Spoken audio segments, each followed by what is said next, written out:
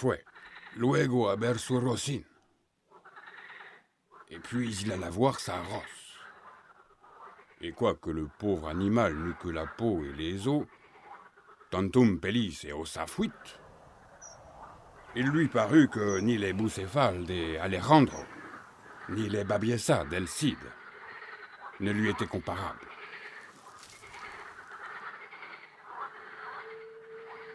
Il fut 4 jours à chercher quel nom il lui donnerait.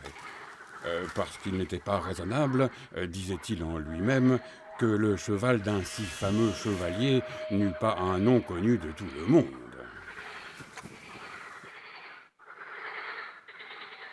Ainsi, essayait-il de lui en accommoder un qui désignât ce qu'il avait été avant que d'être cheval d'un chevalier errant, et ce qu'il était alors. Il croyait surtout qu'ayant changé d'état, il était bien juste que son cheval changeât aussi de nom, et qu'il en prit un d'éclat et convenable à sa nouvelle profession.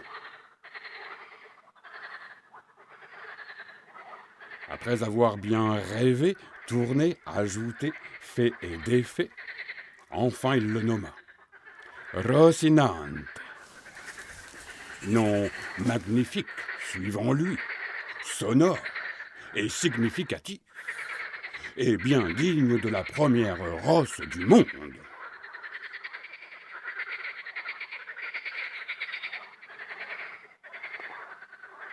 Ayant trouvé un si beau nom à son cheval, il pensa à s'en donner un à lui-même, et après avoir passé 8 autres jours à rêver, il se nomma enfin Don Quichotte. C'est de là, comme on l'a dit, que les auteurs de cette véridique histoire prirent occasion d'affirmer qu'il devait se nommer Quixada, et non Quesada, comme d'autres ont voulu le faire accroire. Se rappelant alors que le valeureux Amadis ne s'était pas contenté de s'appeler Amadis tout sec, mais qu'il avait ajouté à son nom celui de sa patrie pour la rendre fameuse, et s'était appelé Amadis de Gaulle.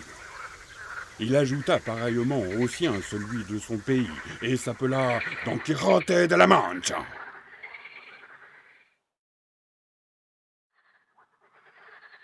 Ayant donc donné un beau nom à son cheval, et pris un nom illustre pour lui-même, il crut qu'il ne lui manquait plus rien que de chercher une femme à aimer. Porque el caballero andante sin amores era árbol, sin hojas y sin fruto, y cuerpo sin alma.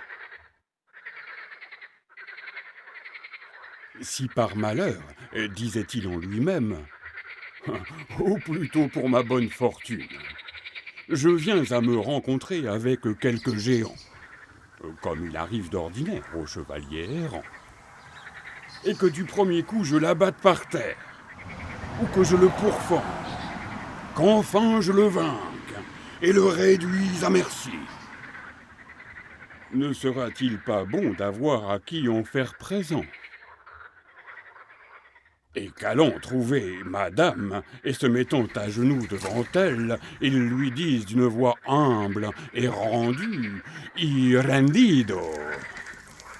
Madame, je suis le géant Caraculiambro, seigneur de l'île de la Malandragna, que l'invincible et non jamais assez loué Don Quijote de la Mancha a vaincu en combat singulier. Et c'est par son ordre que je viens me jeter aux pieds de votre grandeur, afin qu'elle dispose de moi comme de son sujet et de son esclave.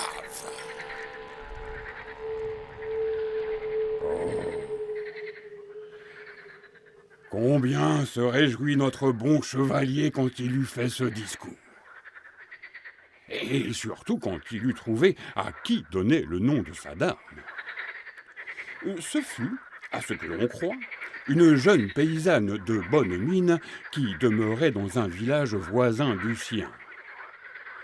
et dont il avait été quelque temps amoureux, sans qu'elle l'eût jamais su, ou qu'elle s'en fût souciée.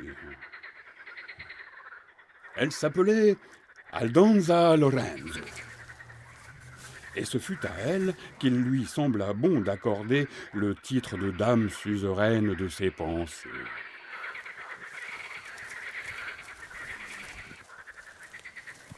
Et puis, lui cherchant un nom qui ne fût pas moins noble que le sien, il la nomma enfin Dulcinea. Dulcinea del Toboso, parce qu'elle était native de ce village.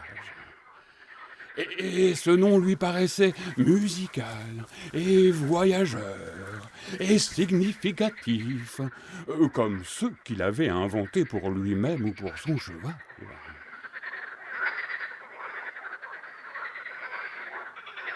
Dulcinea del Toboso.